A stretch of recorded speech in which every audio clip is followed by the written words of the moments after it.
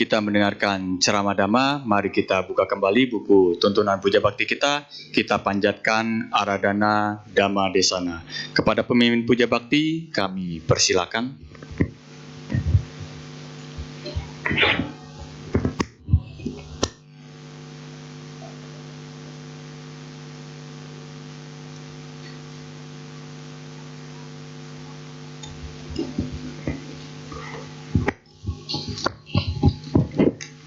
Brahmacaloka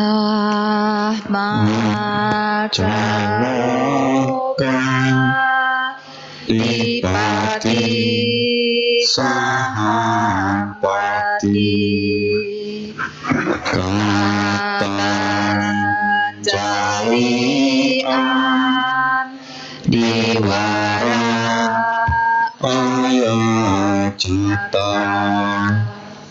Santi Dasata Paraja Kajatika Desetudama Anuka Bimapajaya. Brahma Sahampati, penguasa dunia ini, beranjali dan memohon, terdapat makhluk-makhluk yang memiliki sedikit abu di mata mereka. Ajarkanlah Dhamma demi kasih sayang kepada mereka.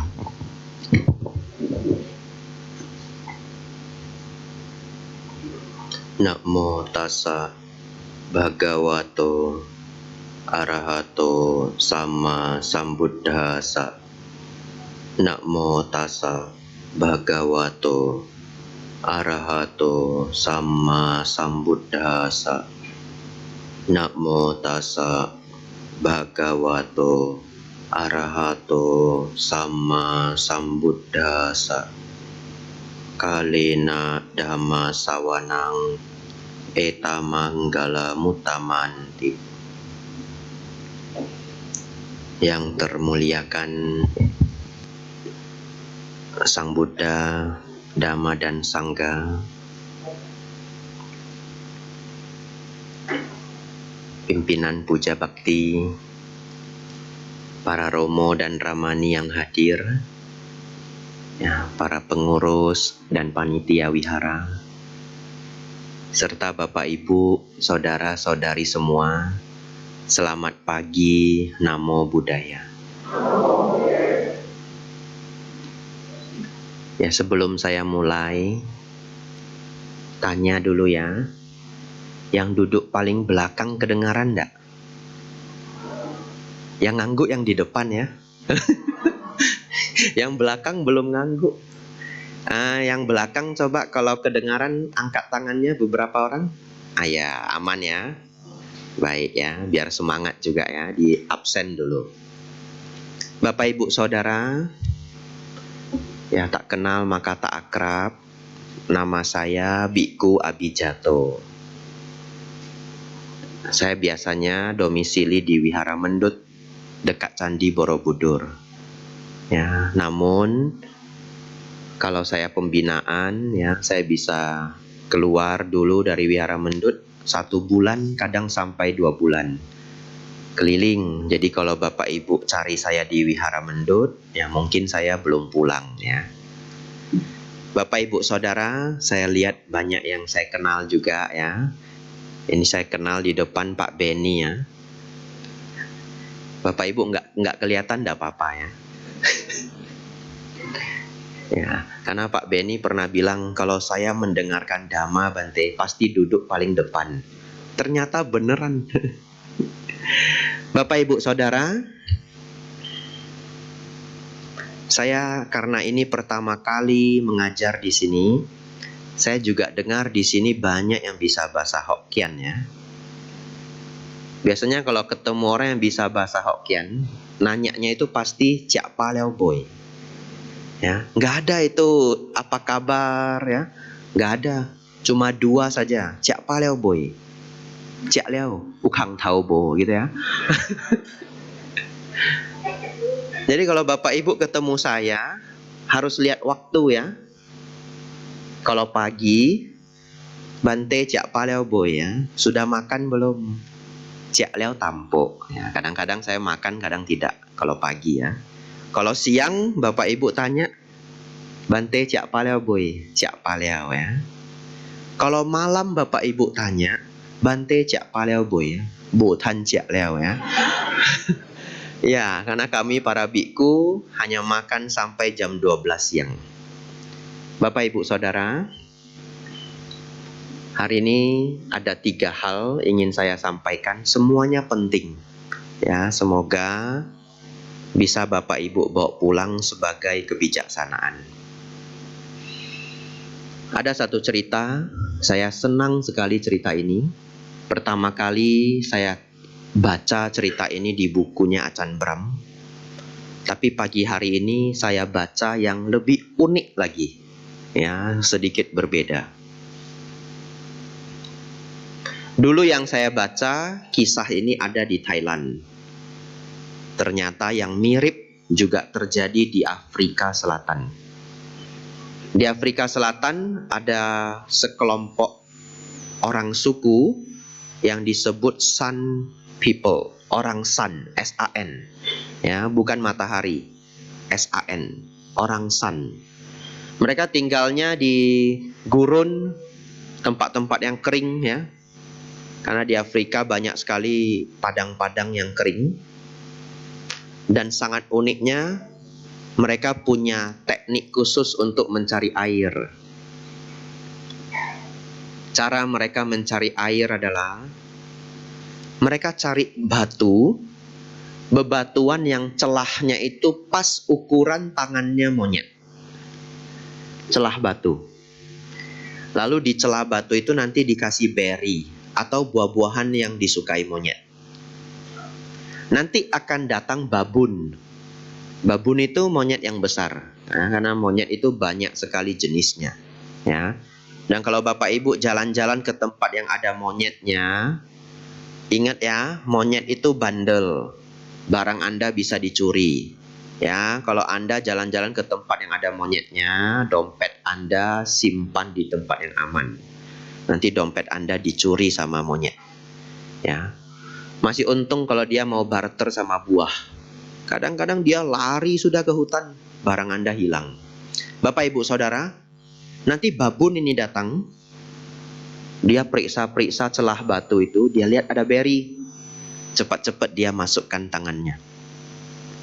Begitu dia masukkan tangannya, karena jari monyet juga lebih panjang dari jari kita, karena dia suka memanjat ya, tidak percaya nanti Anda tangkap, Anda hitung, ya, terus lapor ke saya ya. Sudah dia genggam, kepalan tangannya babun itu besar sekali. Dia nggak bisa keluar lagi dari celah batu itu, karena genggam berry itu ya.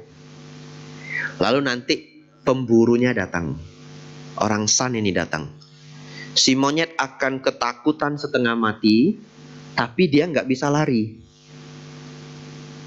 Yang dulu saya baca ceritanya persis adalah orang Thailand. Bedanya adalah orang Thailand pakai kelapa yang sudah dikeluarkan airnya. Kelapa itu dilubangi kecil, dalamnya diisi kacang. Nanti diikat lagi di pohon. Itu kalau orang Thailand. Tekniknya persis sama. Monyet sudah masukin tangan ngambil kacang, gak bisa keluar lagi karena buah kelapanya diikat. Ya. Kalau yang di Thailand lebih sial monyetnya. Ya, lebih sial dia, karma buruk berbuah ya. Kenapa? Kalau dia ditangkap sama orang Thai, dia mungkin dijadiin budak seumur hidup. Kalau tidak masuk ke sirkus, dia disuruh ngambil kelapa. Nanti dia dirantai. Ya, tiap hari disuruh kerja, manjat kelapa. Nanti kelapanya dia lempar ke bawah. Kerja dia seumur hidup sampai tua. Yang lebih sial lagi dimakan. Ya, ya. Saya juga pernah dengar ya. Saya dari Medan. Saya pernah dengar teman saya cerita ada orang yang makan monyet. Ceritanya terlalu seram, tidak tega saya ceritakan. Ya, seram sekali. Bapak Ibu Saudara, kalau yang di Afrika Selatan ini lebih beruntung ya. lebih beruntung. Nanti monyetnya sudah terperangkap, dia dikasih garam batu. Dan karena di sana itu jarang sekali ada garam batu, monyetnya suka. Nanti garam batunya dia makan. Ya, dia suka. Ya. Beberapa hewan yang kesulitan mendapatkan mineral, kalau mereka makan garam itu bagi mereka rasanya enak sekali. Ya. Nanti dia makan itu batu garam sampai lahap. Lalu batunya nanti dilepas. Karena tadi cuma terjepit di antara batu, nanti batunya dibantu sama orang itu dibuka begini. Monyetnya lari. Lari kemana Bapak Ibu? Lari nyari air. Karena dia haus, habis makan garam. Nah, orang San ini akan ngejar, ngikutin kemana larinya babun itu. Dan akhirnya mereka menemukan sumber air. Ya, itu teknik mendapatkan air di salah satu daerah di Afrika Selatan. Ya, Anda tidak perlu begitu ya. Ya, beli yang galon aja ya, hongpian ya. Nggak usah nangkap monyet ya.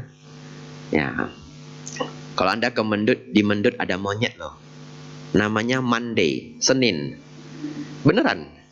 Ya, tapi umat jarang lihat karena dia di dalam. Dulu dia kecil, diikat sama orang di pohon sampai sudah hampir mati. Ya, Bante Panya lewat tidak tega karena dia kecil sekali, diikat pinggangnya ini. Sampai sudah mau mati, orangnya juga enggak peduli.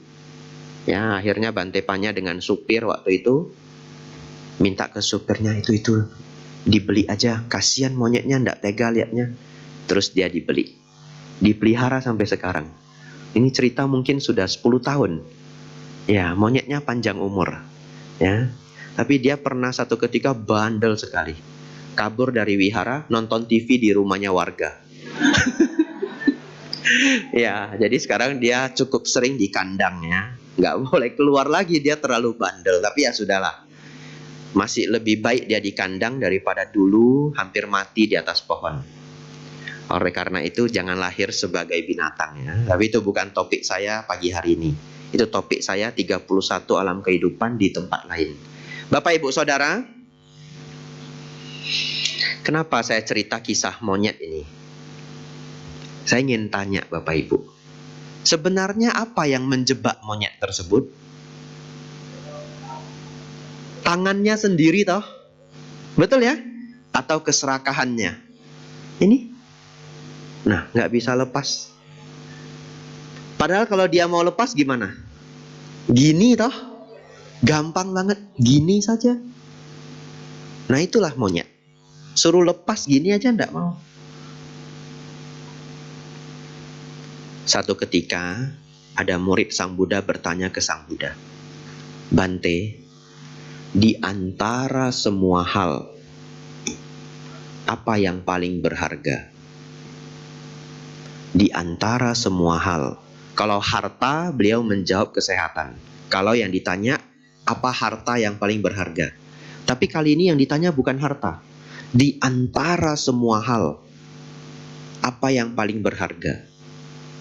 Sang Buddha menjawab, kebijaksanaan. Tapi yang nanya pinter, dia tanya lagi. Tapi Bante, di antara semua kebijaksanaan, yang mana yang paling berharga? Ya, Sang Buddha menjawab, tidak melekat. Ya, tidak melekat. Bapak Ibu Saudara, saya memberikan cerita monyet itu sebagai ingatan untuk kita. Kadang-kadang kita pun menjadi menderita karena melekat pada sesuatu yang sebenarnya bisa kita lepas. Ya, lepasnya itu tinggal begini aja. Tapi orang nggak mau. Ya. Contoh yang selalu saya berikan di mana-mana adalah dendam. Saya paham, kita mungkin pernah disakiti habis-habisan. Pernah dikhianati sama orang yang sangat kita percayai. Atau bahkan saudara sendiri, atau hal apapun. Mungkin ada di antara Bapak Ibu yang mendengarkan ini, apakah offline, apakah online ya, zaman sekarang direkam, yang punya cerita yang sangat ekstrim. Yang kalau siapapun dengarkan, dia akan mengatakan, ya wajar ya kamu dendam. Begitu ya, saking ekstrimnya. Tapi dalam Dhamma, tidak ada dendam yang bisa diwajarkan. Betul? Tidak ada. Tapi bagaimana Bante sebagai pembelajar Dhamma? Kalau Anda punya dendam, lepaskan pelan-pelan. Ya. Kalau dilepaskan sehari sulit. Ya, Anda mungkin berkata, saya kan bukan arahat Bante. Ya. Ya, tidak harus dilepas sehari. Dendam yang kusumat itu bisa Anda lepas pelan-pelan dalam 2 tahun. Betul ya?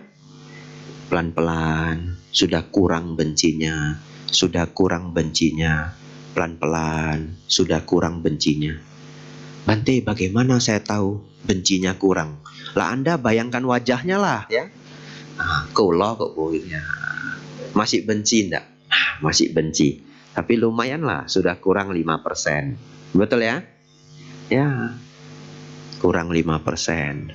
Kalau setiap hari 0,1% aja, setahun 36% loh. Nah, 3 tahun habis ya. Makanya ada 1000 hari. Nah, ya kalau Anda sangat dendam sama orang ya, maksimal 1000 hari dah ya.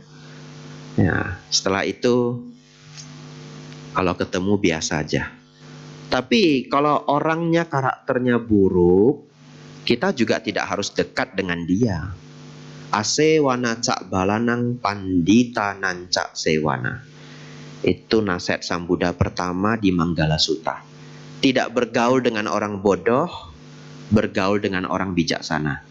Kalau karakter dia buruk, orangnya tidak bijaksana, kita tidak harus dekat dengan dia. Menghindar itu adalah hak kita, betul ya? Tapi yang saya maksud adalah tidak membenci. Satu ketika ketemu di pesta harus duduk bareng, gak bisa di tempat lain, sudah penuh. Anda tetap bisa makan dengan enak. Kalau bisa bahkan Anda panggil.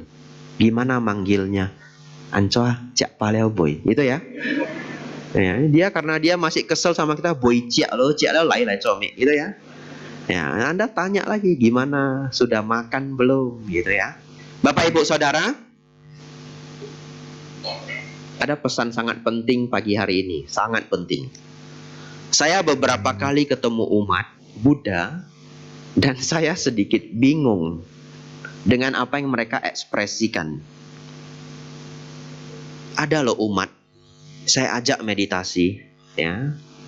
Bagus juga saya ceritakan ini karena nanti poin ketiga saya bahas meditasi, walaupun tidak panjang.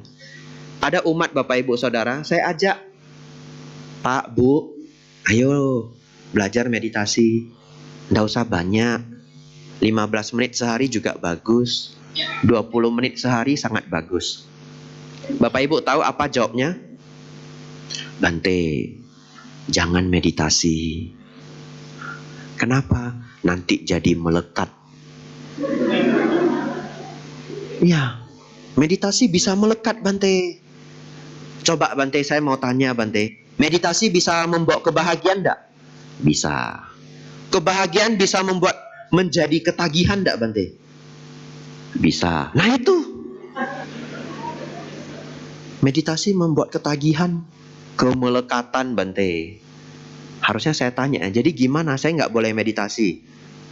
Nah, misalkan ya, walaupun saya nggak pernah tanya ya, saya diam aja ya, kayak SIM ya. Diam aja saya sudah bohwat ya. Tapi kalau saya tanya dia, jadi gimana Pak Bu? Apa saya nggak boleh meditasi? Nggak boleh Bante. Kalau gitu ngapain saya jadi biku ya? Nggak boleh meditasi ya. Bapak Ibu Saudara, ternyata Sang Buddha hanya membuat 4 hal jangan dilekati. Ya, 4 hal jangan dilekati. Sisanya jangan Bapak Ibu tambah sendiri. Ya, saya beberapa waktu yang lalu ketemu juga umat Buddha. Saya nggak tahu ini benar atau salah. Silakan Anda nilai ya. Susah saya menilai. Jadi mereka foto bersama satu grup. Lalu setelah foto bareng satu grup, diskusi dhamma dengan saya ya hampir 1 jam. Selesai, mereka mau pulang minta foto bersama. Terus ada temennya yang bilang, Bante boleh foto satu-satu ndak? Boleh ya. Habis foto grup, foto satu-satu. Nah, foto satu-satu. Tinggal satu temannya tidak ikut foto. Lalu dia dipanggil, lu fotolah sama Bante jarang-jarang. Dia jawab apa? Saya nggak mau foto, kenapa? Nanti melekat. Wah, berfoto pun bisa melekat ya. Nah, sebenarnya tidak. Ya, berfoto itu sebagai kenangan ya. Disebut melekat kalau baik. 4 ini. 1, kesenangan indera. Ya. 1, kesenangan indera. 2, pandangan salah. 3, ritual dan upacara. 4, doktrin diri. 1, kesenangan indera. 2, pandangan salah. 3, ritual dan upacara. Yang keempat, doktrin diri. Bapak Ibu hafal, saya minum dulu ya.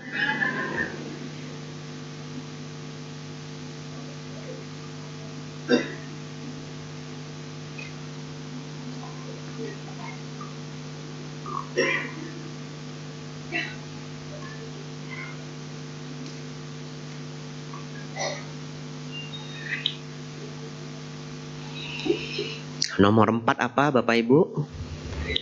Doktrin diri. Nomor 2 apa? Pandangan salah. Nomor 3, ritual dan upacara. Nomor 1, kesenangan indera. Hafal betulan ya? Luar biasa ya. Ya, minggu depan keluar ujian ya. Bapak Ibu Saudara, ini baik ya. Ya, Anda hafal saja. Baik dihafal. Belajar Dharma memang harus dihafal. Kalau tidak, kita sulit untuk mengkonsepkannya. Ya, tapi memang menghafal perlu waktu. Ada 2 cara ya. Apakah semangat dihafal seperti orang belajar di sekolah, atau ceramah yang sama didengar beberapa kali. Ya, nanti ini direkam. 2 bulan kemudian Anda boleh dengar lagi. Ya, setiap 2 bulan dengar lagi. Anda boleh buat list. Sekarang kan banyak ceramah di YouTube. Anda bisa buat list ceramah favorit Anda. Bayangkan Anda punya 30 ceramah favorit, bikunya beda-beda. Nah, Anda boleh dengarkan itu berulang-ulang, lama-lama menjadi hafal. Pas kepengen dengar yang baru silakan. Pas lihat, oh nggak ada yang baru ya akhir-akhir ini, Anda dengar yang lama. Saya dulu dengar ceramah dari seorang Bante di Malaysia. Ya, dapat MP3 Dhamma beliau lengkap sekali, ada intermediate level, advanced level. Saya dengarkan ceramah beliau 3 tahun diulang-ulang, mungkin lebih dari 11 kali. Ya, itu cara dulu saya senang cara belajar Dhamma. Bapak Ibu Saudara, bagaimana melekat dengan kesenangan indera menjadi problem. Ada loh orang Bapak Ibu, dia setiap hari harus makan makanan yang dia suka. Ini real story. Ya, saya pernah ketemu orang yang setiap hari harus makan daging babi. Beneran. Mau dimasak seperti apa enggak apa-apa. Satu hari istrinya masak ayam, ikan, udang. Jadi istrinya mikir, enggak usah lagi lah daging babi. Betul ya? Sudah ada 3 macam daging. Ayam, ikan, udang. Cukup. Ternyata begitu dia selesai kerja, capek-capek ya, ekonominya bagus ya, setiap hari makanannya mewah, tidak ada daging Bapak Ibu. Dan dia marah sekali. Dia bilang apa? Untuk apa saya cari duit susah-susah, ngebiayain kalian semua, ngurusi makan aja nggak bisa benar. Marah betul, betulan marah. Oh, mobil. Saya pikir ada pesan apa ya? Mana tahu ditulis Bante juga sudah marah gitu ya. Ya, dilihat ya platnya ya. Ya, saya nggak usah lihat lah, saya nggak punya mobil ya. Ya, sudah lihat, Anda fokus lagi ya. Karena waktu kita tidak banyak. Banyak pesan ingin disampaikan. Bapak Ibu Saudara, dia marah sekali. Kenapa marah Bapak Ibu? Melekat dengan rasanya daging. Itulah contoh melekat dengan kesenangan indera bisa bikin masalah. Kalau anak-anak sih wajar, tapi anak-anak juga harus Anda latih. Ajari anak Anda, tidak setiap keinginan kita bisa terwujud. Betul ya? Dan hidup itu ada prosesnya. Bukan mau apa langsung ada. Dan itu adalah pelajaran penting. Walaupun Anda mampu semampu-mampunya, pelajaran itu harus Anda ajarkan ke anak Anda. Ya, supaya dia besar, dia tidak merepotkan orang lain. Tidak semua keinginan kita pasti langsung terwujud. Biasanya saya cerita panjang sekali. Seorang guru yang sangat saya sukai. Nama beliau adalah, ya dicek dulu enggak apa-apa ya. Ya. Tenang aja ya, kalau ceramah saya terganggu enggak apa-apa. Ya. Karena kalau sinetron yang laris itu iklannya banyak. Ya, iya. Dan Anda tunggu juga iklannya, betul ya? Ya, dulu waktu saya kecil ada loh sinetron. Sinetronnya 5 menit, iklannya 5 menit. Ya, tersanjung. Gak tahu kapan habisnya. Ya, mama saya yang nonton. Saya nonton stres saya masih kecil. Mak, kapan tersanjung habis? Saya tanya gitu. Mak Cele, tersanjung kapan liau? Mama saya bilang jangan cepat habis lah. Wah, mati saya. Sambung dia sampai 6, sampai entah sampai berapa ya. Nah, tersanjung ya. Nah, ini banyak yang ketawa, berarti umurnya sudah di atas saya ini. Ya, itu sinetron lama. Baik, kita lanjutkan ya. Bapak Ibu Saudara, bahaya sekali kalau kita melekat pada kesenangan indera. Ada guru yang sangat saya sukai di Thailand, namanya Bhante Payutto. Ya, Bhante Payutto. Sudah sangat sepuh, umur mungkin sudah 81. Beliau seorang ahli Pali di Thailand, sangat dihormati, ahli Tripitaka, mengajar juga sebagai dosen tamu di California University dulu, ya waktu beliau masih kuat karena beliau S3 agama Buddha. Sangat luar biasa ya. Biasanya saya cerita panjang background beliau, tapi hari ini bahan ajaran saya banyak. Saya senang sekali mantra dari beliau ya.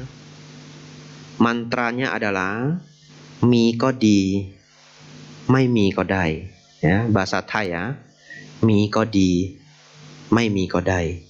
Kalau diterjemahkan, mi itu ada, ko itu juga, di itu baik. Mi ko di, kalau ada, baik. Mai mi, tidak ada, ko juga, dai, boleh. Mai mi ko dai, nggak ada juga boleh ya. Jadi Bapak Ibu kalau ada suka dengan sesuatu, suka sekali latihan seperti ini ya. Mi ko di, mai mi ko dai. Kalau ada baik, nggak ada nggak apa-apa ya. Kalau ada baik, nggak ada nggak apa-apa. Kalau di rumah Anda setiap Sabtu atau setiap Minggu harus makan di restoran, sudah kebiasaan. Satu hari mobil rusak, satu hari mungkin orang tuanya tidak enak badan, betul ya?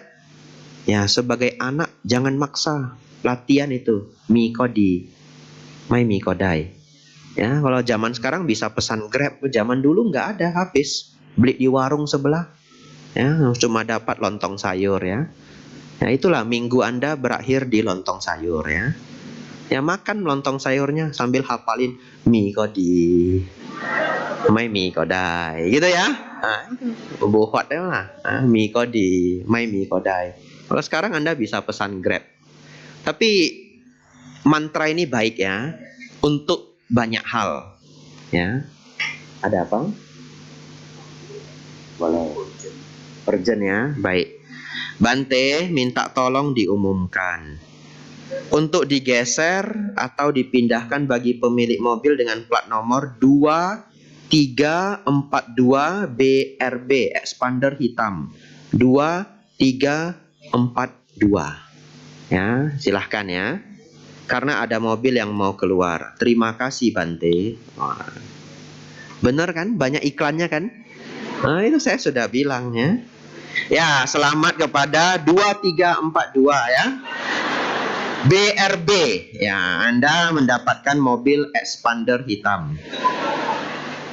Luar biasa ini ya. Oh, ini pertama kali seumur hidup. Ini 4 angka ya, 4 angka. Nah, 2342 ya. Ya. Ya, มีก็ดีไม่มีก็ได้ya.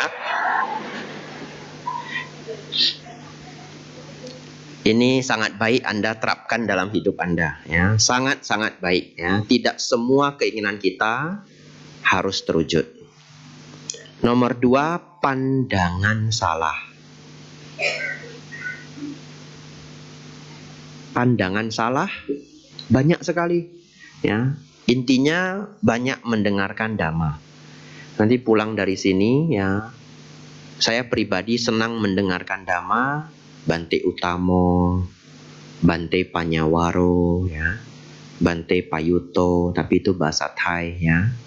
Bante Damaudo ya, bahasa Hokkien, bahasa Inggris. Bante Punaji. Tapi Anda boleh cari guru yang Anda nyaman, yang Anda suka. Setiap orang punya karakter berbeda-beda. Ya, belajar dhamma dari waktu ke waktu, pandangan salah akan hilang. Ada satu provinsi di Indonesia, saya diceritakan Bante Panya, ya, saya pun sudah lupa nama provinsinya.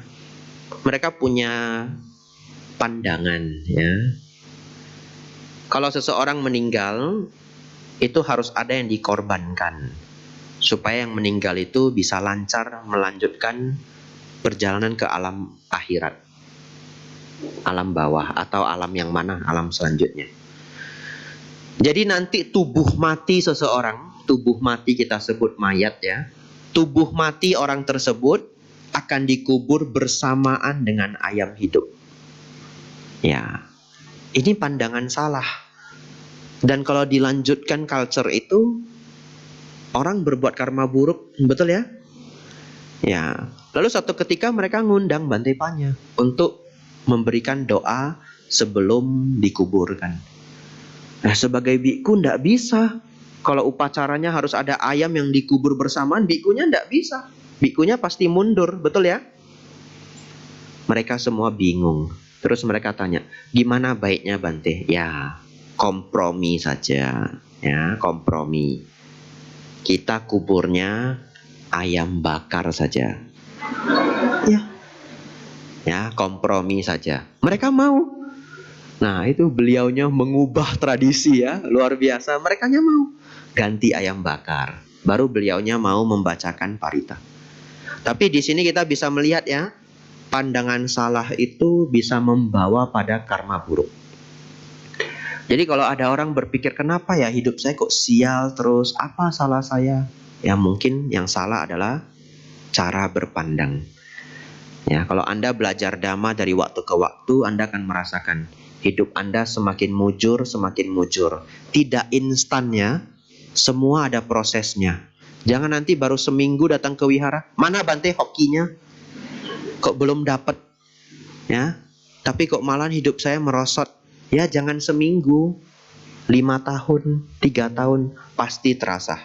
Minimal kemarahan Anda berkurang. Betul Bapak Ibu? Kalau Anda marah bisa berkurang saja, itu semuanya jadi lancar. Iya, kalau orang banyak ributnya itu hoki pergi. Kenapa? Karena marah terus.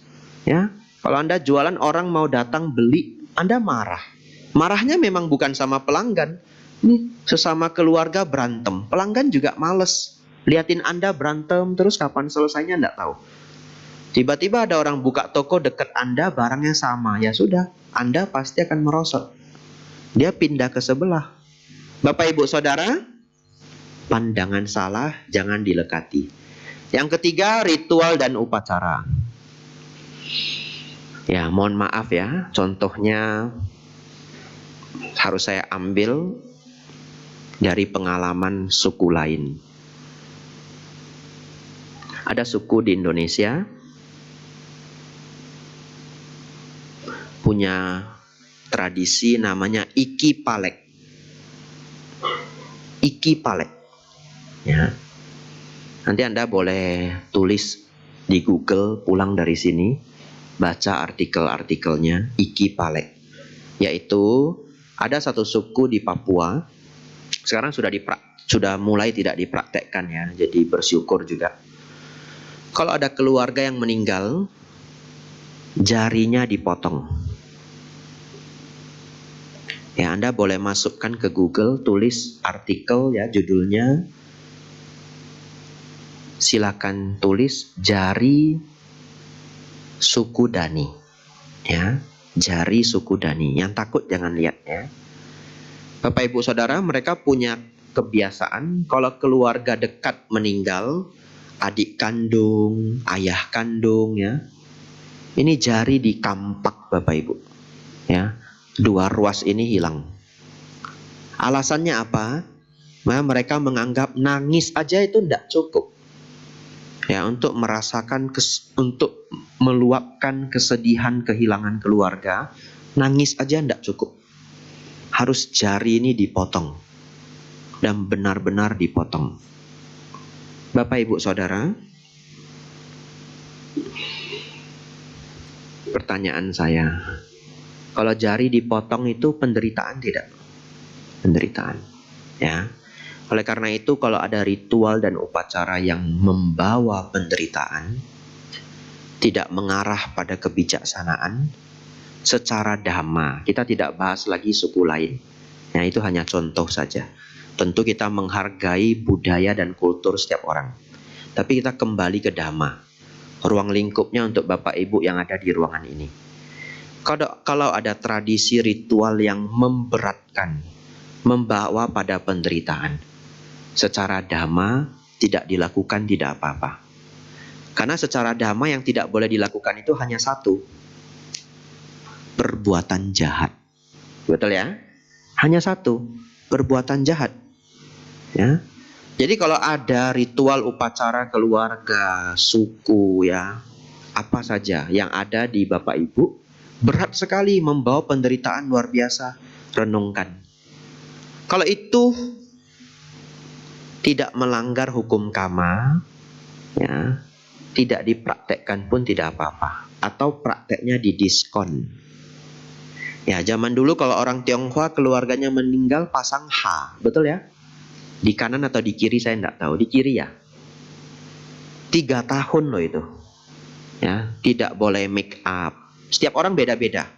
Ya, saya pernah dengar yang cukup berat. Tidak boleh make up, hanya pakai baju putih, tidak boleh makan mie, anggur, ayam, banyak sekali pantangan. Dan ada loh yang mempraktekkannya, dan dia resign dari pekerjaan. Karena tidak bisa. Di kantor itu sudah ada uniformnya, sudah ada seragamnya. Dia resign Bapak Ibu. Dia minta sama bosnya, keluarga saya meninggal, bos, boleh enggak? Saya tidak bisa make up, tidak bisa pakai baju bagus, putih saja setiap hari. Ya bosnya bilang ya di sini nggak bisa ya, harus layani tamu ya, jualan atau bagaimana, jadi resepsionis di depan. Kalau Anda kerja di hotel enggak mungkin. Dia resign Bapak Ibu. Tapi zaman sekarang, ya silahkan ya, enggak apa-apa ya. Ya cek dulu ya. Nah tapi zaman sekarang ya kita bisa melihat yang pasang H itu pun sudah berkurang. Dulu 3 tahun, sekarang 7 hari ya. Nah itu baik. 7 hari itu saya pikir tidak mengganggu kehidupan ya. Budaya tetap bisa dilaksanakan, tapi tidak membawa penderitaan. Bapak Ibu Saudara, yang terakhir adalah doktrin diri ya. Doktrin diri memahami pemahaman bahwa tidak ada aku yang kekal ya, bahkan tidak ada diri yang sesungguhnya. Tapi ini harus satu topik khusus, namanya anatta. Jadi Bapak Ibu nanti di lain kesempatan bisa belajar mengenai anatta. Bapak Ibu Saudara, 4 hal jangan dilekati. Kesenangan indera, pandangan salah, upacara dan ritual. Yang keempat adalah doktrin diri. Bapak Ibu Saudara, saya masuk bagian kedua dari topik saya pagi hari ini. Ini sangat penting, terlebih kalau Bapak Ibu punya anak di rumah. Satu hari anak Bapak Ibu nanya begini, "Pa, Ma, kenapa sih kok agama Buddha banyak aliran? Ya, ada Mahayana, ada Theravada, ada Tantrayana, ada agama Buddha Jepang, dan yang lain-lain." Kalau Bapak Ibu menjawab, "Oh, aliran kita yang paling benar, aliran yang lain salah," maka Anda mengajarkan anak Anda untuk tidak toleransi dan tidak bijaksana. Pertanyaan saya, keyakinan umat Buddha itu adalah Tiratana, Buddha Dhamma Sangha. Di dalam ajaran Mahayana ada tidak Buddha Dhamma Sangha? Ada. Theravada ada? Ada. Di Tantrayana ada? Ada. Jadi ketika kita mengatakan aliran kita yang benar, aliran yang lain salah, hati-hati. Jangan-jangan ucapan kita itu bisa mengandung, membawa pada karma buruk. Karena di aliran lain pun ada Buddha Dhamma Sangha. Berarti kita sedang mengatakan bahwa mereka yang juga sada pada Buddha Dhamma Sangha sedang melakukan kesalahan. Tapi bagaimana Bante bisa muncul banyak aliran? Yang pertama, sebenarnya kita semua adalah murid Sang Buddha. Sang Buddha tidak pernah membuat aliran apapun. Betul ya? Kalau kita bisa mengulang waktu, Bapak Ibu ketemu Sang Buddha, Bapak Ibu ketemu Sang Buddha lalu bilang, dulu Sang Buddha dipanggil Bante, bahasa Pali, ya. Bante, saya Theravada. Nanti datang lagi, Bante, saya Mahayana. Tidak mungkin Sang Buddha akan bilang, Theravada duduk kanan, ya. Mahayana duduk kiri. Tidak mungkin. Bapak Ibu tahu Sang Buddha bilang apa? Hamiklai Theravada. Hamiklai Mahayana. Apa itu Theravada? Apa itu Mahayana? Saya belum pernah dengar. Ngerti maksudnya? Karena di zaman Sang Buddha tidak ada pembagian aliran. Sang Buddha hanya mengajarkan Buddha Dhamma. Tetapi aliran-aliran ini muncul karena perjalanan waktu. Setiap tempat, sebelum agama Buddha tiba di tempat itu sudah ada agama sebelumnya. Tempat itu sudah punya tradisi sebelumnya. Kayak ayam tadi, betul ya? Ayam hidup diganti ayam bakar. Nanti anak cucunya itu sudah nggak ngerti kenapa setiap ngubur orang meninggal harus kasih ayam bakar. Apa takut dia lapar? Mereka sudah tidak ngerti. Dan mungkin generasi selanjutnya skip itu, nggak usah pakai ayam bakar. Ya udah, nggak apa-apa, betul ya? Bapak Ibu Saudara, setiap tempat sebelum agama Buddha tiba sudah ada ajaran sebelumnya. Di Tibet sudah ada 2 agama, yaitu Tantra dan Bon. Di Tiongkok sudah ada 2 ajaran besar, Konghucu dan Tao. Betul ya? Dan di tempat-tempat lain, ketika agama Buddha masuk, terjadi banyak sekali adaptasi, perubahan culture, mengarah pada yang baik sesuai Dhamma. Salah satu yang terlihat, semua yang ada kurban hewan pasti jadi batal, ya. Dan yang lainnya. Nah, ini menjadikan agama Buddha di tempat itu unik, berbeda dari tempat lain. Yang pertama adalah agama sebelumnya, yang kedua adalah tradisi sebelumnya, dan yang ketiga, guru besar di setiap tempat. Setiap tempat itu ada guru besarnya, Bapak Ibu. Dan guru besar ini mengajar dengan cara yang berbeda. Jadi setelah ratusan tahun muncul banyak guru yang berbeda-beda. Karena dulu tidak ada internet ya, berarti ajaran Buddha hanya terkumpul di satu tempat, bergerak di tempat ini. Ya, muncul guru besar yang berbeda-beda. Setelah 500 tahun, 1000 tahun, bisa tidak? Pulau Sri Lanka itu kecil Bapak Ibu. Dulu tidak ada internet. Ya mereka hanya belajar tahunya di tempat itu. 1000 tahun itu 30 guru Bapak Ibu. Setiap 30 tahun katakanlah muncul satu guru besar. Betul ya? 100 tahun kan 3 generasi. Kakek, ayah, anak. Kalau setiap 30 tahun muncul satu orang sangat luar biasa, sangat pintar. Katakan begitu ya. Setiap 30 tahun muncul satu orang hebat. Maka setelah 300 tahun sudah 10 orang. 1000 tahun sudah 30 orang. Dulu tidak ada internet. Pasti mereka menjadi fokus pada beberapa hal yang sudah diajarkan oleh gurunya. Muncullah pola yang berbeda-beda. Kalau Bapak Ibu belajar agama Buddha Theravada saat ini, itu adalah datang dari Sri Lanka. Fokusnya apa? Meditasi, pendalaman Tipitaka. Itu fokusnya. Ya. Tapi kalau Bapak Ibu belajar Dhamma yang umumnya datang dari Tiongkok, datang dari Taiwan, fokusnya apa? Sumbangsi berbuat baik. Betul? Ya. Tapi yang paling luar biasa sekarang sudah zaman online. Bapak Ibu bisa belajar dari banyak guru. Anda silakan ambil setiap praktek terbaik ya yang bisa Anda praktekkan. Anda belajar Dhamma dengan tekun, ikut puja bakti seperti ini, Anda meditasi, Anda bersumbangsi, ada waktu ikut Dhamma kelas belajar kitab, Anda orang beruntung. Anda tidak terperangkap di satu pulau kecil.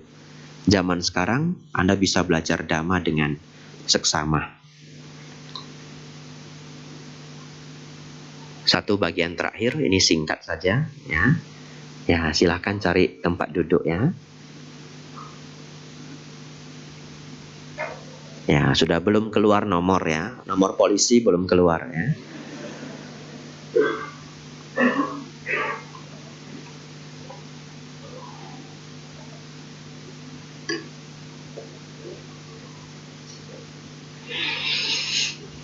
Paling lama 10 menit terakhir. Ya. Tambah Bante setengah jam pun tidak apa-apa ya. Ya, belum makan ya Bapak Ibu ya. Cuma boleh sampai jam 12 ya. Nah, nanti Bapak Ibu tanya, Bante cak pala boy? Kuijit boy cak. Ya, Bante sudah makan belum? Sepanjang hari belum makan ya. Kenapa? Ngajarnya lembur ya. 10 menit terakhir. Bapak Ibu, saya pernah dapat pertanyaan di Makassar, pertanyaannya bagus sekali.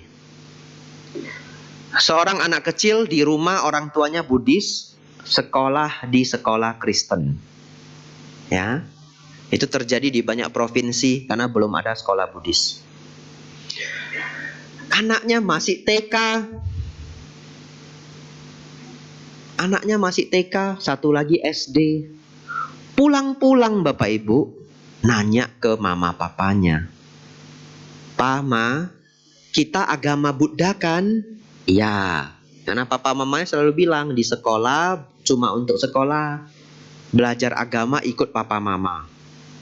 Lalu dia tanya, kata Lause, kata guru, kalau di sekolah ada Tuhannya. Di rumah Tuhan kita mana? Masalahnya dalam ajaran Buddha, Tuhan itu adalah Nibbana. Ya, ketuhanan yang Maha Esa kita adalah Nibbana. Itu adalah penjelasan yang belum bisa dipahami 100% sama anak-anak. Ya, Nibbana adalah keadaan yang tidak terlahir lagi, ya, di mana lenyap kemarahan, keserakahan dan ego. Ya, jadi Nibbana itu adalah yang tertinggi dari semua keadaan. Ya, kalau kita mencari yang namanya Tuhan, setuju tidak bahwa Tuhan itu adalah yang tertinggi, betul? Kalau masih ada yang belum tertinggi, berarti dia belum Tuhan. Di dalam ajaran Buddha 31 alam kehidupan. Nah, ini kuis tidak berhadiah ya, sulit ini, ya. Ada jeruk lah ya, jeruk ya. Nah, saya tidak bawa hadiah. Bapak Ibu Saudara, di 31 alam kehidupan kosmik Buddhis, makhluk siapakah yang paling tinggi? Jawabannya adalah Mahabrahma. Ya, Mahabrahma adalah dewa yang paling tinggi alamnya. Umurnya sudah seperti tidak terhingga, tapi sebenarnya suatu ketika dia akan mati juga. Ya, seperti alam semesta kita tidak tahu ini universe ini umurnya seberapa panjang. Bumi saja kalau dihitung-hitung mungkin puluhan miliar, ratusan miliar tahun umurnya. Kalau alam semesta bagaimana? Mahabrahma bisa hidup lebih dari umur alam semesta, Bapak Ibu. Dia mikir apa aja jadi, Bapak Ibu. Bukan hanya sekedar mikir mie rebus, nasi goreng, tidak. Dia bahkan bisa menciptakan satu alam hanya dengan pikirannya. Jadi di 31 alam kehidupan, penguasa seluruh alam kehidupan adalah Mahabrahma. Tapi Mahabrahma pun masih ada ego. Ya, masih ada ego. Ciri-cirinya apa kalau orang ada ego? Masih mau dipuji dan tidak mau dicela. Ya. Ada orang baik sekali. Setiap bulan dana beras 10 ton bagi ke rakyat miskin. Senang berdana. Kalau dicela marah nggak Bapak Ibu? Marah. Ya. Artinya sudah sangat baik dia, suka berdana, tapi secara dhamma dia belum yang tertinggi. Karena masih ada ego. Oleh karena itu, kapan atau bagaimana makhluk yang lebih tinggi dari Mahabrahma ini adalah mereka yang mencapai nibbana. Tidak ada kemarahan, tidak ada keserakahan, tidak ada ego dan kesombongan, tidak ada pandangan salah. Bapak Ibu Saudara, makhluk yang mencapai nibbana ini terwakilkan oleh Sang Buddha dan para arahat. Begitu ya. Ini ada topik khususnya, namanya ketuhanan dalam agama Buddha. Kalau Bapak Ibu cari di YouTube, itu pelajaran Pak Cornelis Wawor. Jadi sekarang anak ini masih TK, masih SD. Nanya ke akongnya, nanya ke papa mamanya, Tuhan kita di rumah siapa? Bapak Ibu jawab saja, Sang Buddha. Karena Sang Buddha adalah yang telah mencapai nibbana. Bapak Ibu tidak usah menjelaskan 2 jam ketuhanan yang Maha Esa dalam agama Buddha ke anak TK, anak SD. Pusing dia Bapak Ibu, betul ya? Ya. Tapi keluarga yang saya temui di Makassar, dia nggak jawab anaknya, dia bingung. Dia nanya ke seorang bante, bantenya ikut bingung. Nah, saya biku kedua yang dia tanya. Nah, beruntunglah saya tidak bingung ya. Jawabannya adalah Sang Buddha.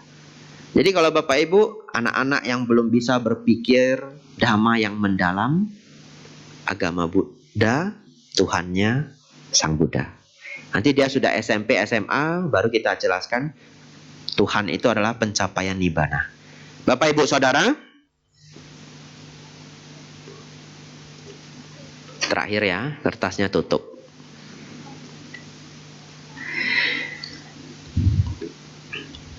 Pernah tidak Bapak Ibu, karena ada masalah, habis uang, proyek tidak berhasil, membuat satu hal yang mungkin memalukan, Anda gelisah malam sebelum tidur, sampai bahkan tidak bisa tidur. Pernah? Pernah ya? Ada masalah sampai sulit tidur, pasti pernah. Pertanyaan saya, itu bahagia atau menderita? Menderita. Jadi Bapak Ibu setuju tidak?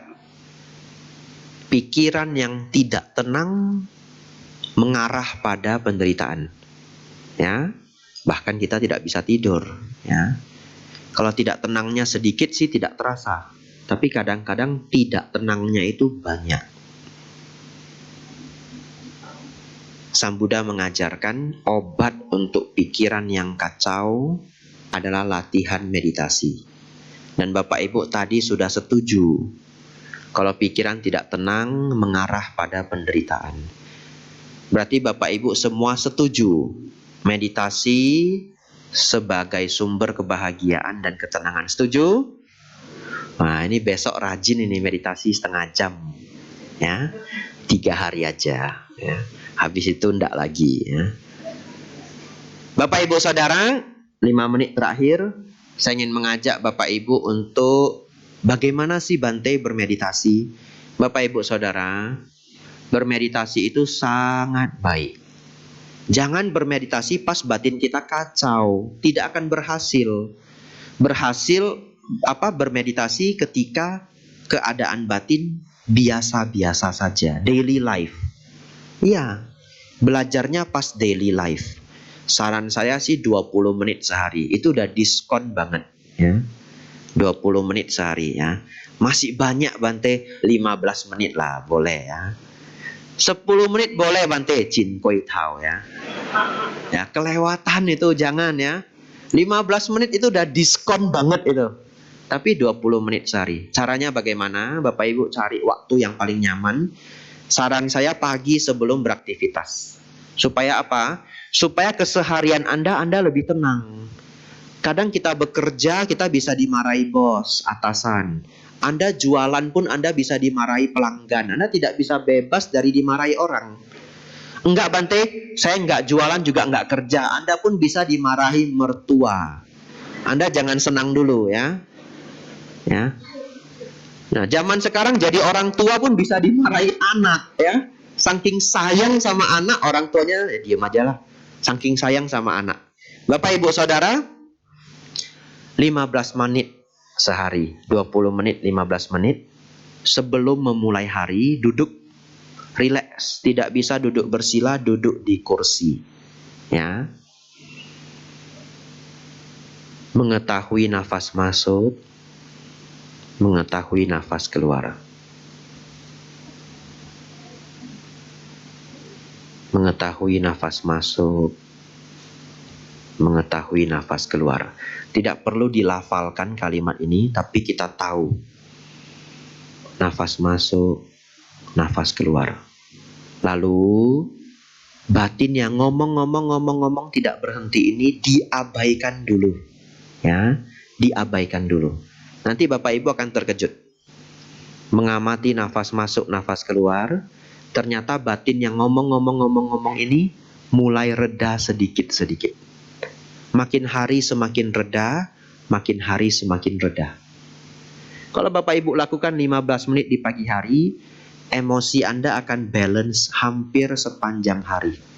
Ya, dan itu sangat menguntungkan. Ya, kenapa menguntungkan? Sore-sore Anda ketemu kegiatan yang tidak menyenangkan, Anda tidak jadi marah. Ya. Bapak Ibu Saudara, dilakukan setiap hari menjadi skill. Setiap Anda stres, nafas masuk, nafas keluar. Dalam kehidupan sehari-hari ya, tidak perlu menutup mata.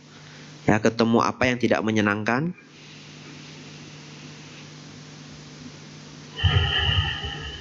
nafas yang tenang, rileks. Ya, setelah 2 nafas, masalah itu dipikirkan. Karena Anda tidak mungkin lari dari masalah toh. Tapi dirilekskan dulu. Jadi Anda dari hari ke hari semakin sabar. Ya. Satu ketika tidak bisa tidur. Anda mengamati, mengetahui nafas masuk, nafas keluar. Sambil rebahan. Nafas masuk, nafas keluar. Jadi pikiran yang kacau itu redup, redup, redup. Bante, kalau ketiduran gimana? Ya Anda berhasil. Kan tadi Anda nggak bisa tidur, betul ya? Karena diajak meditasi duduk aja ketiduran. Sekarang marilah ketiduran ya. Ya, kalau tidak bisa tidur bagaimana Bante? Lanjut.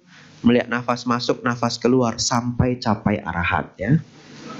Nah, itu namanya win-win solution. Ya, kalau tidak bisa tidur ya sudah. Nafas masuk, nafas keluar. Pengalaman saya pasti akhirnya tidur. Ya, karena pikiran menjadi tenang. tenang. Anda ikuti pikiran yang kacau itu tidak ada gunanya. Ya, Anda harus tidur. Besok baru menyelesaikan masalah. Betul? Kalau Anda tidak tidur, bagaimana besok bisa kuat menyelesaikan masalah? Pada saat ada masalah, Anda harus tidur. Anda harus makan agar Anda bisa menyelesaikan masalah. Bapak, Ibu, Saudara, panjang sekali pelajaran kita pagi hari ini, ya. Semoga Bapak Ibu bisa ingat, ya, belajar tidak melekat, belajar bijaksana dengan budaya, dengan aliran, ya, dengan para guru. Dan yang terakhir, mulailah berlatih meditasi. Ya, biasanya kelas meditasi saya itu 2 jam. Tadi penyampaiannya cuma 5 menit. Tidak mungkin lengkap, tapi sebagai ajakan. Semoga Bapak Ibu Saudara senantiasa maju dalam dhamma, maju dalam kehidupan. Sabe sata bhavantu sukhitata. Semoga semua makhluk hidup berbahagia. Sadu, sadu, sadu.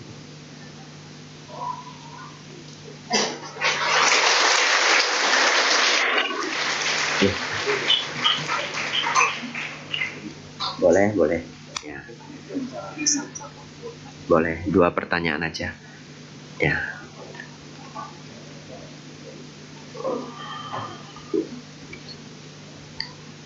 Ya, silahkan 2 Baik. pertanyaan. Ya. Baik, demikian ceramah Dhamma yang telah disampaikan oleh Yang Mulia Bante Abijato. Masih ada beberapa menit diselingi sesi tanya jawab. Sambil menunggu pertanyaan masuk, mari kita buka kembali buku tuntunan puja bakti kita. Kita nyanyikan sebuah lagu bersama-sama.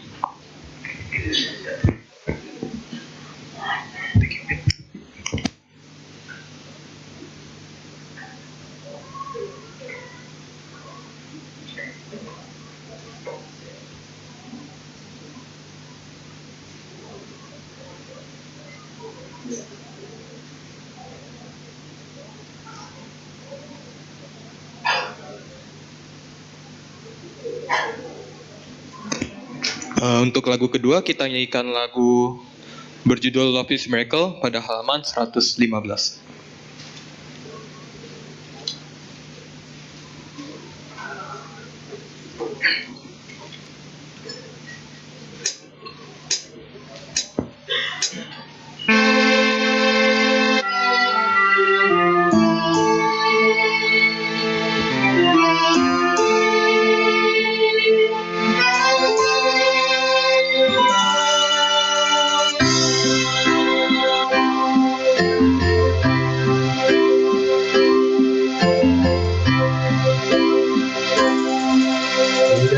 Kehidupan yang serba tak pasti, hidup pun kian terasa sulit. Hati yang resah terus berkelana hanya untuk mencari kedamaian. Sulitkah meraih ketenangan? Mungkinkah cara hidup yang tak harmonis? Jangan lupakan kasih di dalam hati yang membawa kedamaian bagi kita.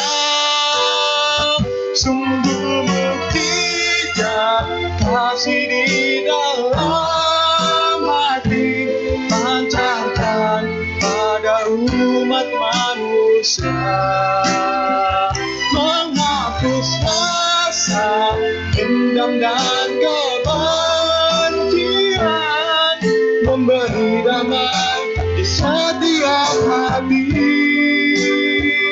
yang memiliki. Love is a miracle, love is a miracle, bringing a happiness and peaceful to everyone. So let the love shining in our heart, 'cause we know love is miracle. Sulitkah meraih ketenangan? Kita cara hidup yang tak harmonis. Jangan lupakan kasih di dalam hati yang membawa kedamaian bagi kita. Sungguh mukjizat kasih di dalam hati pancarkan pada umat manusia, menghapus rasa dendam dan kebencian, memberi damai di setiap hati yang memiliki. Love is a miracle, it's a miracle, bringing the happiness and peaceful to everyone. So let the love shining in our heart, 'cause we know love is miracle. 爱是那么神奇，爱是那么神奇，带给我们快乐、幸福和平静的感觉，让这本来放狂在我们心，因为爱是那么神奇。我知道爱那么神奇。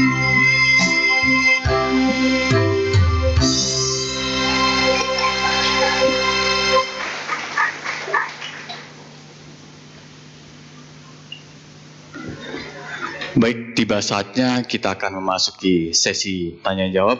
Mungkin dari Bapak Ibu yang ingin bertanya secara lisan, kami persilakan terlebih dahulu. Angkat tangannya aja. Silakan maju. Ini sudah ada kertasnya? Beda? Oh ya. Silakan Bu, maju dulu Bu. Silakan. Untuk pertanyaan tertulis, mungkin waktunya sudah siang, kita batasi pertanyaannya. Silakan Ibu.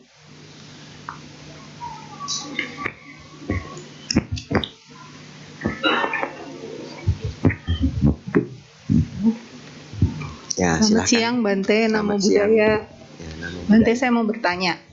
Kalau ada orang meninggal, setahu saya kan langsung bertumimba lahir, langsung reinkarnasi. Kemudian kita di pihak keluarga memberikan sembahyang 7 hari, 49 hari.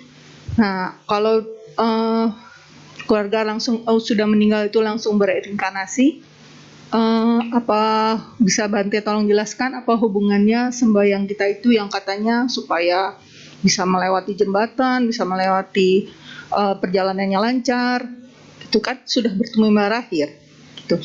Itu saja Bante, sekian, makasih, Namo Dana. Ya, baik ya, pertanyaan bagus ya. Saya pikir pertanyaan langsungnya satu saja, karena saya masih punya 3 kertas di sini. Ya, jadi totalnya 4 pertanyaan. Ya. Bante, bagaimana Bante mengenai upacara 7 hari? Ya, kalau ada keluarga yang meninggal, sedangkan dalam Dhamma Sang Buddha memberitahu kita, begitu seseorang meninggal, dia bertumimba lahir secara langsung. Ya, tidak ada jedah. Yang pertama, begitu seseorang meninggal, dia terlahir lagi. Apakah sebagai manusia kembali? Apakah sebagai makhluk rendah yang kita sebut peta atau hantu? Bahkan bisa jatuh ke alam neraka kalau dia banyak sekali berbuat jahat yang luar biasa sepanjang hidup. Atau terlahir di alam surga, bahkan terlahir di alam Brahma kalau sepanjang hidup dia praktik meditasi sampai pencapaian konsentrasi tingkat tinggi. Bapak Ibu Saudara, yang pertama itu adalah culture budaya yang munculnya itu pelan-pelan dan bertahap. Sebenarnya pelajaran saya itu tadi belum habis. Ada satu pelajaran lagi yang berhubungan dengan pertanyaan ini, tapi saya skip karena waktunya tidak cukup. Bahkan sudah saya tulis di sini. Asal mula membakar kertas sembahyang. Ya. Tapi waktu saya tidak cukup. Bapak Ibu nanti pulang dari sini, cari di YouTube judul videonya Asal Mula Membakar Kertas Sembahyang. Dan yang menceritakan ini Master Cheng Yen, gurunya Seci. Ya. Jadi videonya 7 menit, bagus sekali.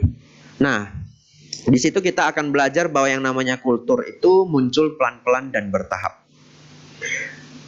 Beberapa orang begitu dia meninggal, dia terlahir sebagai alam peta. Kita sebut hantu, ya. Lalu dia pulang ke rumah dan memberitahu keluarganya, dan biasanya seram. Ya. Jadi keluarga saya pun, papa saya menceritakan itu persis. Ya, jadi kalau orang lain yang cerita mungkin saya masih bisa ragu. Papa saya juga mengalami itu ya ketika Akong meninggal. Semua satu rumah lihat dengan jelas pertanda yang diberikan Akong. Bapak Ibu Saudara, kalau dilakukan upacara 3 hari, 7 hari, dan mereka lahir sebagai peta, mereka pulang, mereka merasa dihargai. Itu yang pertama. Yang kedua, makhluk tersebut merasa sudah dibacakan doa. Kalau Bapak Ibu sudah ngerti Dhamma, maka upacara 7 hari itu dipenuhi dengan kebajikan. Ya, zaman sekarang orang mengundang biku untuk dana juga. Tidak ada biku Bante di tempat kami, dana ke wihara. Datang saja, tidak perlu cari panitia, ada kotak dana. Betul ya? Ya, masukkan dana ke kotak dana. Berapa banyak tidak soal. Tapi kita berbuat baik selama 7 hari itu. Boleh lebih dari 7 hari. Ketika upacara, kita tidak paham lagi upacaranya rumit sekali. Seperti yang saya bilang, kultur itu muncul bertahap. Dulu semua ada ceritanya. Ya, sekarang kita pun sudah banyak tidak tahu ceritanya. Seperti ayam bakar tadi. Ya, tapi kita masih ada di dalamnya. Kita tidak melakukan, tidak bisa. Karena kita sudah bagian dari budaya itu. Ya, saya menyebut ini just do the culture gitu ya. Just do the culture, tapi kita pahami dengan kebijaksanaan. Kita duduk di sana, ada paman, apek kita, acim kita, ya kita ikut. Dalam hati kita pelimpahan jasa untuk orang yang meninggal.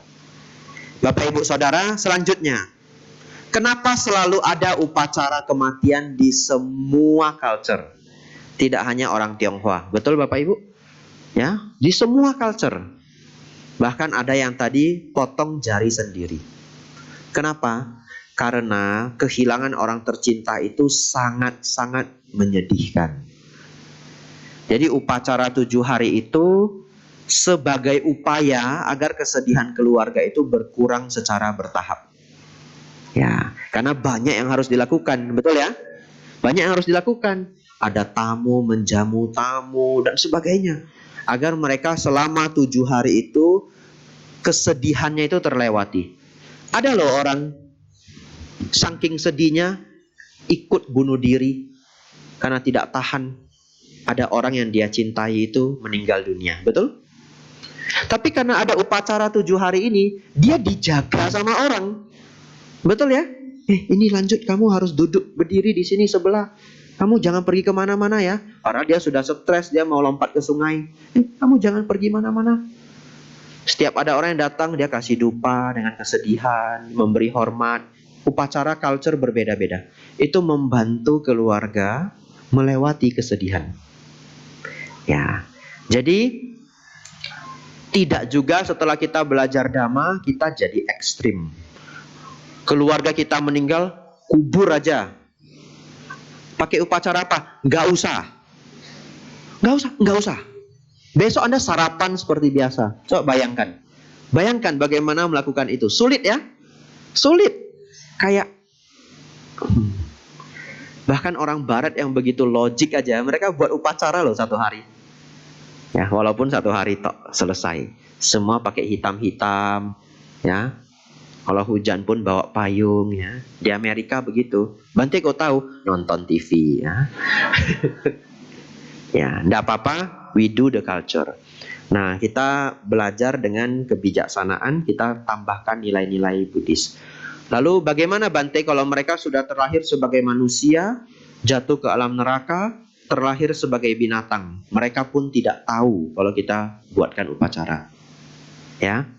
Kalau mereka jatuh ke alam neraka, terlahir sebagai binatang, sudah terlahir sebagai manusia, dia ada di mana kalau sudah terlahir di alam manusia? Di perut mamanya toh. Kita bikin upacara pun dia tidak tahu. Ya, tapi upacara itu masih berguna untuk keluarga yang ditinggalkan. Kalau dia lahir sebagai peta, berguna. Dia bisa datang mendapatkan pelimpahan jasa. Kalau dia lahir sebagai dewa, dia bisa hadir melihat keluarganya dan dia tahu bahwa keluarganya telah memberikan hormat. Ya, jadi tidak soal. Baik. Saya lanjut pertanyaan selanjutnya, ya. Namo Buddhaya Bante, izin bertanya. Jika ada teman beda agama dan teman sering berbagi ajarannya, gimana agar keyakinan kita tidak tergoyahkan? Anda belajar agama Buddha lebih rajin dari dia belajar agama dia, ya. Ya, betul ya? Ya. Kalau tidak, Anda tidak akan bisa menjawab pertanyaan-pertanyaan dia. Tidak akan bisa. Ya, tidak akan bisa. Yakin saya. Bante kok tahu? Saya sudah coba, ya. Ya, saya sudah coba, ya. Saya pernah ketemu teman saya yang dia ahli sekali dengan kitab agama dia. Dan saya berdebat setengah hari. Beneran, pas di luar negeri kami satu hotel. Dan untuk pertama kali saya kalah. Ya. Sejak itu saya tidak mau debat agama. Pulang saya buka buku. Wah, Wisuddhimagga, Sutta Majjhima Nikaya. Cari jawabannya. Ada. Tapi nggak bisa saya jawab lagi. Betul ya? Ada jawabannya. Brahmajala Sutta. 62 pandangan keliru. Ada ya. Ini jawabannya. Tapi sudah telat ya. Jadi kalau Anda tidak belajar agama, Anda pasti menjadi sulit menjawab. Lama-lama menjadi ragu. Dhamma itu tidak hanya bisa dari diyakini, harus dipahami. Begitu ya? Begitu dia mengatakan, kan hidup itu takdir, semua sudah digarisi oleh yang maha kuasa. Anda jawab, tidak. Dari karma, hukum karma, dan jadi debat agama nanti. Ya, nggak jadi ya. Karena waktunya tidak cukup. Ya, intinya belajarlah Dhamma, ya. Lebih rajin dari teman Anda. Putar video Bante Panyawaro, Bante Utamo, ya. Bante kok nggak sebut Bante Abhijato? Masa saya iklan diri sendiri ya? Ya, harus ada yang bantu ngomong di belakang Bante Abhijato juga, gitu ya. Ya. Selanjutnya ya. Namo Buddhaya Bante, mau tanya cara melupakan dendam bagaimana? Jawabannya sama tapi harus saya jelaskan. Belajar Dhamma. Kenapa? Belajar Dharma itu seperti mengisi air bersih. Kalau kita punya tong di dalamnya kotor, ya, ada air kotor di tong kita. Anda punya toren itu, tempat isi air 1000 liter. Dalamnya airnya kotor begini. Dan Anda nggak bisa masuk ke dalam untuk membersihkannya. Contoh ya. Tapi Anda tambah terus air. Seperti dibiarkan terbuka oleh air hujan.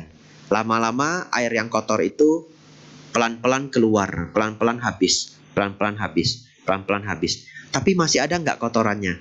Pasti masih ada. Ya, pasti masih ada. Tapi dia pelan-pelan habis, pelan-pelan habis. Bisa loh satu ketika dia hilang, bisa. Karena kita terus nambah air, nambah air, nambah air, nambah air. Air itu adalah Dhamma. Saya sendiri belajar Dhamma 1,5 tahun, baru saya merasa kemarahan saya berkurang drastis. Ya, dulu saya ngobrol sama mama saya aja bisa berantem. Ya, adu mulut ya, tahu ya. Ya, Setelah 1,5 tahun, saya bisa loh duduk dengerin mama saya. Dia ngomong apa aja, ya, ya, ya. Satu ketika mama saya tanya, lu kok nggak ribut lagi sama Wa gitu? Iya betul. Ya, saya sudah berubah. Human change ya, people change gitu ya. Ya, mama saya happy ya. Lalu minta jadi biku ya. Ya, lalu dia terkejut ya. Bapak Ibu Saudara, ini ya, mengatasi dendam, senang mendengarkan dhamma ya. Itu obatnya. Saya tidak bisa membuang dendam Anda hanya menjawab dengan 1-2 kalimat. Terlalu banyak harus diisi. Ya, nanti pelan-pelan habis kok. Kita ketika belajar karma, oh iya ya. Untuk apa saya benci dia ya? Sebenarnya dia sebegitu jahat pun karena dulu saya juga punya karma buruk di zaman lampau. Karma buruk saya berbuah. Nanti tambah lagi, Sang Buddha mengatakan semua orang pernah menjadi ibu kita. Bagaimana kita bisa benci pada ibu sendiri? Karena kita lahir mati sudah tidak terhitung banyaknya. Nanti kita belajar lagi anicca dukkha anatta, belajar lagi attha loka dhamma, belajar lagi anupubikata, belajar lagi jalan mulia berunsur 8. Nambah air, nambah air, nambah air. Pertanyaan terakhir Bapak Ibu ya. Tapi jangan bahagia dulu, panjang sekali ya. Ya. Bante cak paleo gue, botan cak leo ya. Jangan khawatir ya, saya makannya cepet ya. 15 menit saya selesai kok makannya. Jangan khawatir. Namo Buddhaya Bante, saya seorang agent properti. Tahun lalu saya menyewakan sebuah ruko untuk internet cafe. Game online 24 jam, ramai sekali. Masalahnya, saya lihat banyak pelajar yang datang ke sana saat jam-jam sekolah. Saya ada perasaan bersalah. Apakah saya ada karma buruk? Karena saya sudah tahu dari awal untuk game online 24 jam. Tapi saya tetap menyewakan untuk usaha tersebut. Ya, terima kasih atas masukannya Bante. Namo Buddhaya. Anda tidak ada karma buruk secara langsung. Ya, tapi kalau Anda mencegah anak itu bolos sekolah, Anda mendapatkan karma baik. Ya, jadi kalau ada anak-anak cabut, ya, Anda boleh memutuskan, maaf ya, pakai seragam sekolah, tidak boleh masuk, karena ini jam sekolah. Ya, kalau di negara lain itu dirajia, di Thailand dirajia. Ya, anak sekolah ganti baju biasa pun jalan-jalan ke mall bisa ditangkap polisi. Ya, kalau di Thailand, ya, disuruh sekolah Bapak Ibu.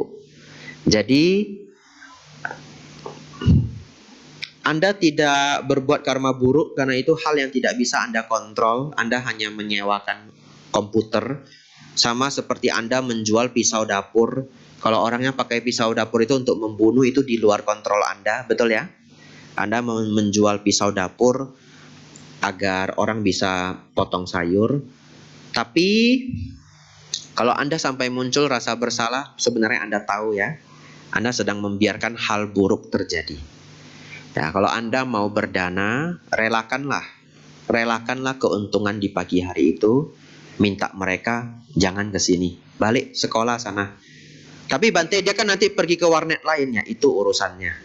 Secara moral tugas kita sudah selesai, begitu ya? Ya, enggak usah di sini. Atau Anda takut pelanggan marah, ya, nanti dia malah nggak mau ke warnet saya. Ya, Anda tulis aja kertas di sana. Ya, untuk anak sekolah ya tidak diizinkan untuk menyewa di waktu sekolah. Anda tulis aja di situ, ya. Kalau dia masih mau, saya pikir di luar kontrol Anda. Ya, silahkan Anda atur tindakan apa yang mau Anda lakukan sesuai kebijaksanaan Anda dan kerelaan Anda. Ya, kalau Anda benar-benar tidak takut dia nggak balik lagi, ya sudah, suruh dia jangan ke sini. Ya, saya dulu waktu sekolah di Kota Medan, ada beberapa warnet yang tidak izinkan anak sekolah itu main di jam sekolah. Beneran. Ya, Bante kok tahu? Bante bolos ya? Enggak ya. Saya diceritakan teman ya. Kalau saya bolos pun saya tidak mungkin ke sana ya. Nah, jadi teman saya cerita ada loh. Dulu di Jalan Gajah. Ya, namanya Gajah Net. Itu bosnya beneran, dan bosnya sering jaga di warnet itu. Suruh itu anak-anak yang bolos sekolah nggak usah main. Yang main di sinilah. Kalian di tempat lain aja, nanti saya kena razia, dia bilang gitu. Padahal di Indonesia sih tidak ada razia, saya pikir ya. Jangan main, balik kalian sekolah aja. Mungkin dia merasa bersalah. Ya, Anumodana pertanyaannya ya. Ya, Bapak Ibu Saudara, pelajaran kita baik sekali pagi hari ini ya. Semoga Bapak Ibu berbahagia selalu ya. Sabe sata, bawantu sukitata. Semoga semua makhluk hidup berbahagia.